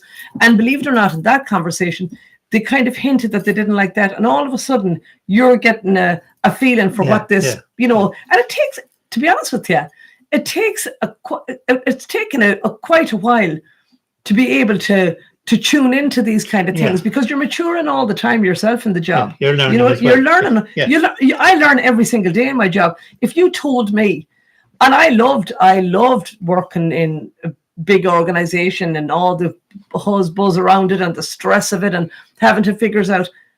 I'm blown away, and it's getting back to what you were on about. I found something different, and I stumbled into it quite by chance. Yeah. But I love it because everybody is different, and it's shown me a new respect, and it's shown me a new patience. You know, I remember coming down to first thinking, oh my goodness me, I should be doing this and I should be doing that. No, you have to be guided by the person and the pace that they want to work at. Well, you have to learn as you go along as well. You have to learn as you go along. Regardless of your job, you have to learn as you go along. Absolutely, it's yeah. simple as that, Jack. But I think it's a great thing what you're doing. I mean, well, we're 23 years. As I said, we're 23 years at it now. It takes a lot of. I don't know what the word was. What I'm saying is, you find some people who are excellent at a job, but are very bad on man management. So you've got to kind of combine the two. I was very interested when you came in. You said you're here basically as a big thank you to the employers of the area. And a couple of minutes ago, you mentioned that you got a phone call from an employer. Yeah. Who was looking for X, Y, and Z. Is it still a bit of a struggle trying to get people to ring you up, or do they ring you up as a matter of course nowadays? Early days, no, because it was such a new concept, and it was a constant sell. And I suppose people are afraid of new stuff. People are always afraid of new concepts, and this is going to be, I suppose, a quango that's going to be gone in 5 minutes. But I think at this stage of the game, nearly a quarter of a century later, we've surely cemented what we do and our worth in society. And yes, we're becoming. And I think they do see you as a sort of alternative job centre. Well, exactly. I mean, we've audited the job centres in England, but I tend to use, if anyone goes past my window downtown, if anybody employer advertises a job, I'll tend to stick it up on the window with that very notion that when people are walking the dog, they might go past and see a job that suits them. Yeah, we don't always take it down in time. We don't always put it up in time, but ultimately we try and get as much information on that window as possible. Employers will definitely give me a ring, and especially repeat employers. If somebody has gone through the process with us, and it's not always a positive process, but they've liked the process of how it was handled.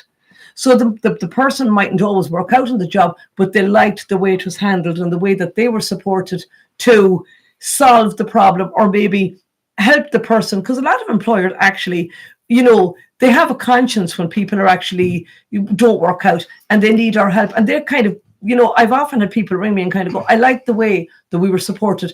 If you have anybody else, or if you want to try this again, it didn't work this time, but it didn't work this time. Stopped us. Using the agency again. And also, we have, because it's not a huge, big area, this isn't a metropolis, we have a huge industry, people get to know you very fast, and especially when people have been placed, and they do ring, when jobs come up, and especially if they think it's something that we could help them with, they'll ring us straight away.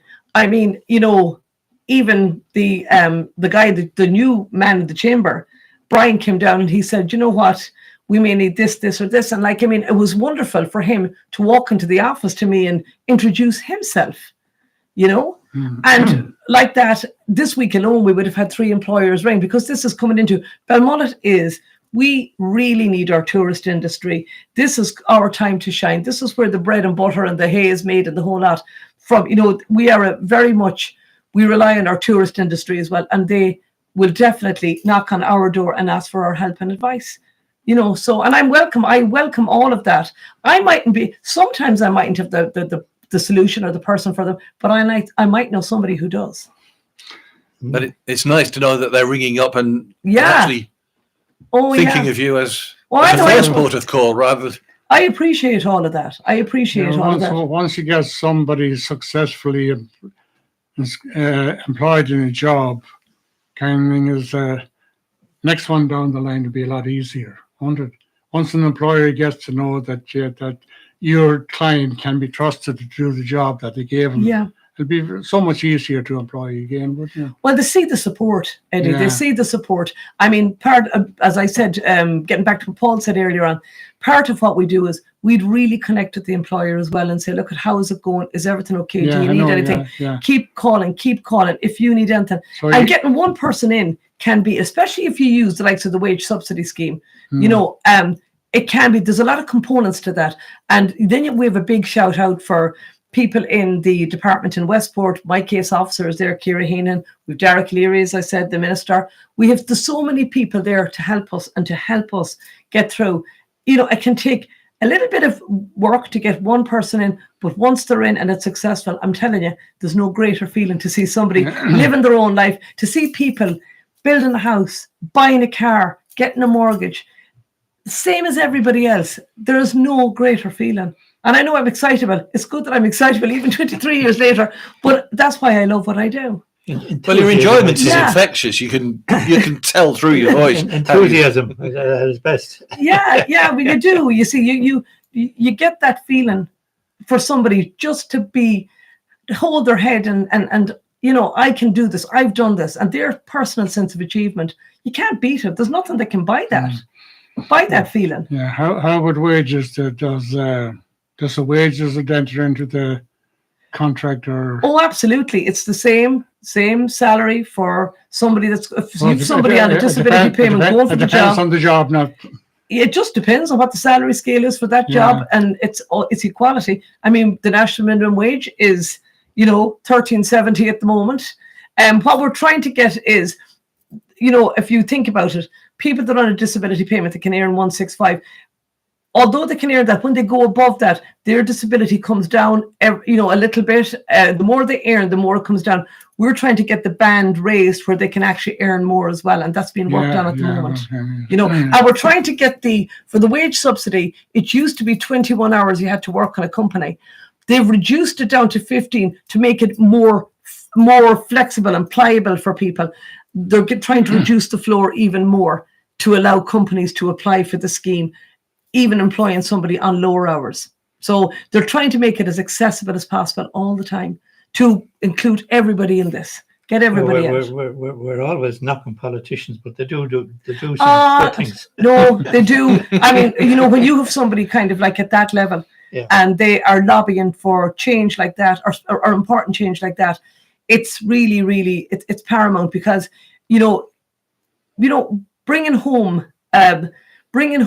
your wages and getting to keep, you don't know how secure your job will be, especially like if you're in kind of precarious, if it's not, you know, the old traditional jobs where it's considered a permanent job.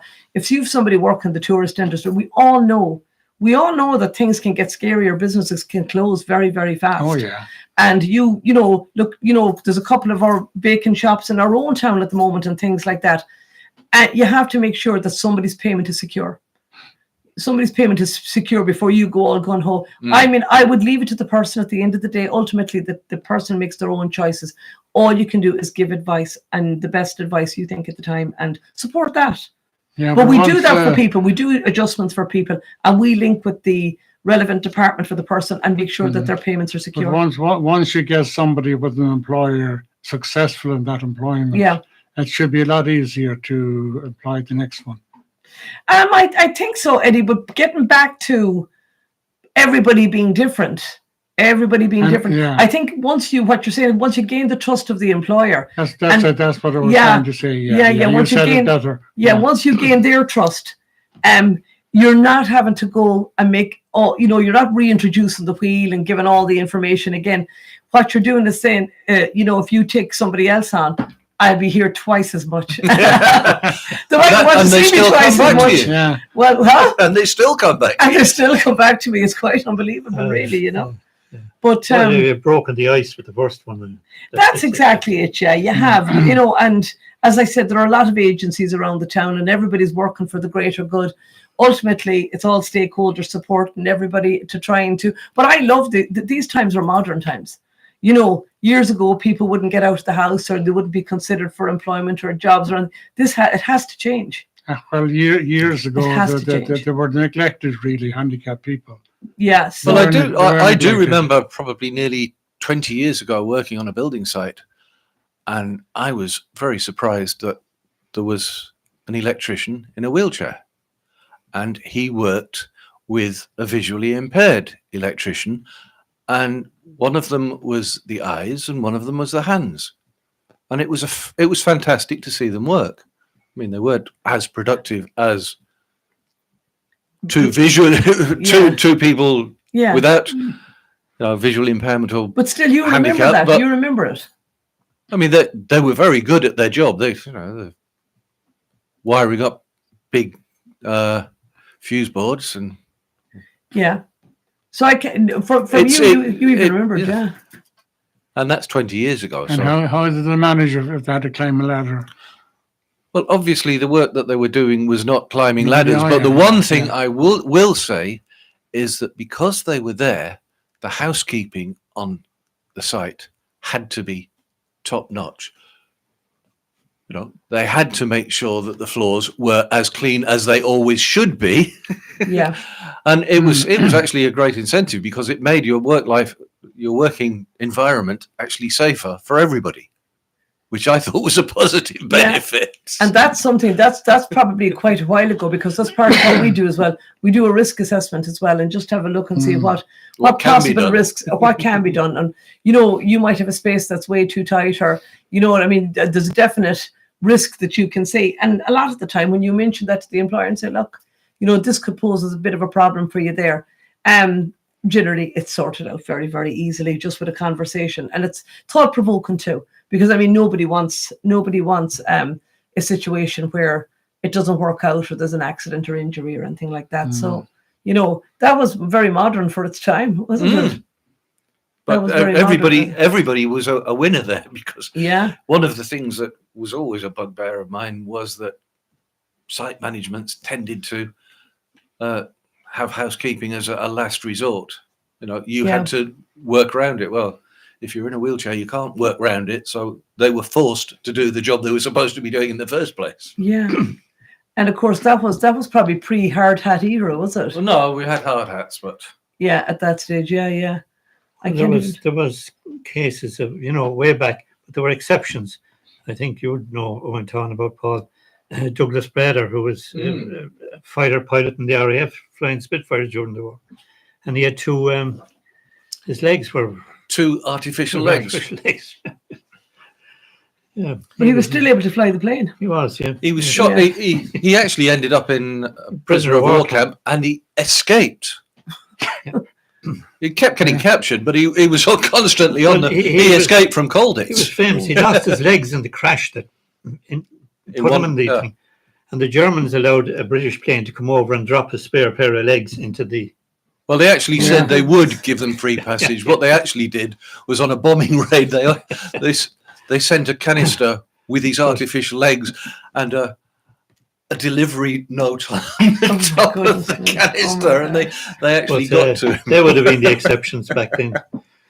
But like you have to presume. Like I mean, you could walk out the door here and trip on something, and Oh, yeah. and, you could anything could happen, but you could still do your radio show. You know what I'm saying? You have to look to see what's the most suitable for the person. Having the type of disability that they have. This would be a good job for any wheelchair person, wouldn't it? There you go. We're all sitting in chairs. Yeah. That's Well, it. All you need is the gift of the gab. Yeah. Well, we have somebody very. So there is a particular lady that would do anything for this show. But 300 years ago, from my hometown, there was a fellow who's, I think, got smallpox at the age of 4 and was blind ever since. And he ended up being a surveyor, a land surveyor. He developed a big wheel, the wheel that surveyors use, but it clicked, and he just counted the clicks so he knew how far he'd gone on the road. And he also was because he knew the area so well, he was a guide.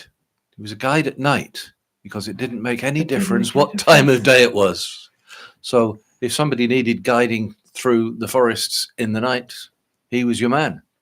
There's various jobs. I know of Malin Head Radio there. One of the operators there Kenneth said he was a fisherman. He lost his leg in a winch, and he's one of the operators there, which it's ideal for a wheelchair there. But most disabilities, there is a workaround to get because somebody into employment. Well, it just needs an alternative look at the work itself. And as you said, with the non-verbal, breaking it down into individual you just items. Find a way. Just on that, you brought that up. Just put a thought in my head. I don't know. Yeah.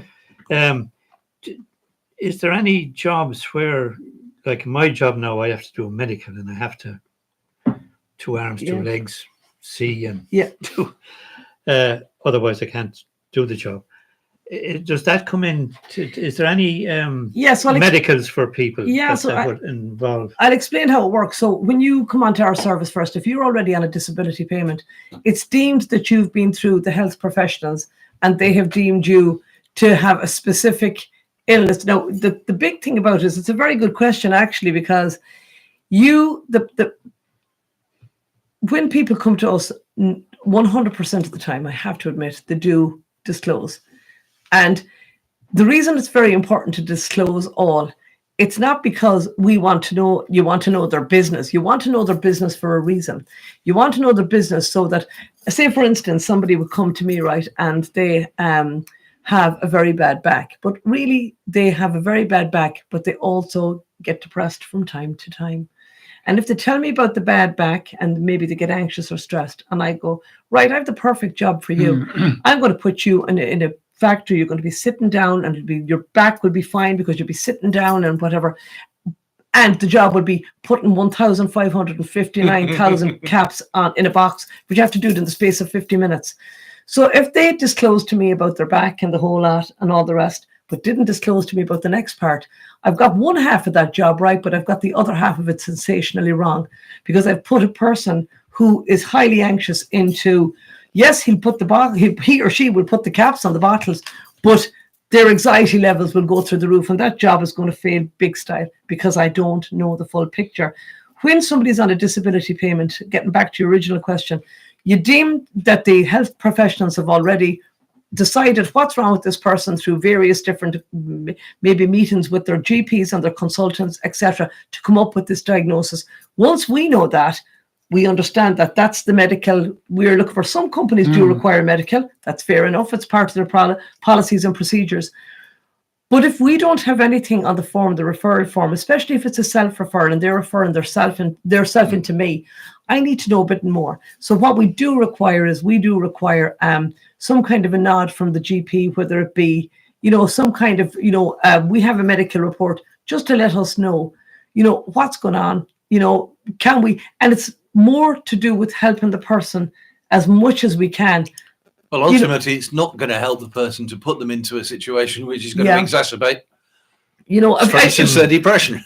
Well, that's exactly it. And it's going to put them further back than they started. Yeah, and then to stress again here today, every single part, getting back to something you said, Eddie, earlier on, but the length of a service in the town and, do people trust you? That's one major thing, that you know yourself, that you possibly have gained people's trust, that the referrals, that you have so many people on your books and they're willing to walk through your door because they know it's a confidential service and things like that. If you're telling somebody something really, really, really profound about you, like your medical history, it's a big piece of information. It has to be safeguarded, but not only has it to be safeguarded, it has to be utilized for the person's greater good. Like, as getting back to the astronaut thing, you might want to do a specific type of job, but I know, and I'm listening to the person whose dream is to do a particular type of job. In my heart, I'm thinking, maybe not the full bit, but maybe we can get something that'll be very much, will reflect the interest, but mightn't be as, Honesty is the best policy, in other words. Yeah, absolutely. Yeah. Well, it is the best policy. It is, because like that, it's just, it can be, and the reason we work with people for 12 months, it used to be 18, it's been reduced down to 12. I preferred the 18 because it gives us a greater time to be able to nurture from the very first moment you meet somebody. and to let them know that you're there. You might have people that go into the job and they're fine, they're good to go, and you might not hear from them, but other people like you to nod in with them. They like to be able to come in and, walk in, sit down and let me know how it's going. And it mightn't be a big technical meeting of any description. It could be just a social, a social thing. And sometimes when people, it's like, when some people come into you, they might, at the very end of the meeting, it's like they know for a doctor, the white coat syndrome, when, you go in, and nothing at all wrong with doctor. It's only when you're going out the door that tell them really what's going on. It can be as they're leaving after the cup of tea and the bit of crack. Well, I'll tell you, something happened the last day, and that's why I like, the length of the service to be, we have to make do with our 12 months now. But that's okay. That's okay, because you can get an extension as well of 17 weeks. It has to be applied for. But we need that very much. And that's one thing that if us, we have the name of employment facilitators. If we have our say, that's one of the things that I like. I like to have enough time to work with somebody to let them know I'm still got their back. So what happens after the 12 months? So after the 12 months, as I said, we can, if we have a valid reason for an extension, we can, keep working with them. But if the hope is that they'll go into their job like everybody else and slide seamlessly in. But from time to time, if anything crops up, we can put them back on our books at a particular stage. Say if they're experiencing a bit of trouble, and we can ask if we can do that, if they're in the job, and just look for permission to do that. The department have never let me down yet. They've never let me down yet. They have never said no. Right. So you must be doing a good job. So well, either a good job or maybe not a good job. I hope it's a good job. Well, so if the circumstances change in a work environment, can they come back to you? Absolutely. Yeah, absolutely. I mean, officially. I know they would come back to you anyway, because you're that kind of person. No, they absolutely can, Paul. I mean, I wouldn't. That's why I do it. If there was any, that's why I do what I do. For me, I'm not a person that would find it easy to say, listen, no, no. And I definitely that I've never had a problem, even if I've asked for an extension or to re-register somebody. People have come back time and time again because, like you said. Getting back to something you said earlier as well, people do change. People can change their mind. They might start off at one job, but decide, you know what? I think I want to try something else. And that can happen too. It looks like you're doing a good job, and long may you continue at it. And I think it's a wonderful thing to have handicapped people playing an active part in life. I think it's medication in itself for them to be involved in the workforce. Well, so long may you continue at your job. Well, for me, everybody is equal. So that's exactly it, isn't it? It is. It is a countrywide organisation, is it? Oh, it is. Yeah. So there's there's 23 organisations dotted all around the country. And as I said, we're the contracted services and endorsed by the department. So we get all of our, I suppose, our lead from the department as to what they want to do or how they want us to handle it. And we've all offices, there's offices in every single town that sends referrals over to us. So yeah, Balmullis is just really lucky to have it. Balmullis is really lucky to have an employability office. So you know what I mean? I think they're probably quite lucky to have you. Well, anyway, I don't know about that, Paul. As we're getting towards... We'll sanction you. Thank you so much. And as I said, it's an opportunity for me to say thank you to all the employers as well. You know, without them, there'd be nobody. Well, without them, you wouldn't be in the job anyhow. Oh, absolutely, And all the people that have dared to be and taken a chance. It's important that they cooperate. Oh, I tell you what, it is a great little town. That's why people come here and they don't want to leave. Well, thank you very much, Colette, for coming in and explaining everything. Me and Paul. Oh, myself and Paul have a musical background now. We know each other in a different way now, And thank you for everybody who's been listening in, and I hope you've enjoyed our past couple of hours of chat and discussion about things around local and national.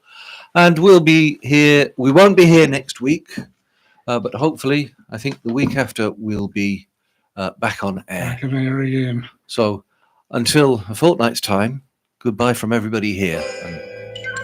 Bye. Thanks very much, Colette. alternative facts to that. But the point Wait a minute. remains Alternative that there's facts? Alternative facts for the 5 facts he uttered. Look, alternative facts are not facts. They're falsehoods. alternative facts. Any information that turned out to be so false and fake out. I think it's a disgrace. And that's something Nazi Germany would have done and did do. Alternative facts.